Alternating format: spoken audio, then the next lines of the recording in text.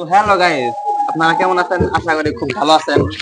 তো আজকে আমরা একটা কথা আপনাদের জানাতে চাই, যেটা আমাদের ইউটিউব চ্যানেল আছে মাজিবুল বস। তো ওই ইউটিউব চ্যানেলের ওনারটা আমাদের সাথে আছে এখানে, এই দেখতে পাচ্ছেন, এটা হচ্ছে সেই ইউটিউব চ্যানেলের ওনার। তো ওই ইউটিউব চ্যানেলটা খুব শীঘ্রই মনিটাইজের হতে চলেছে। তো আপনারা বেশি সাপোর্ট দিবেন, আরো পাশে থাকবেন। তো আমাদের অন্য কিছু বলবে?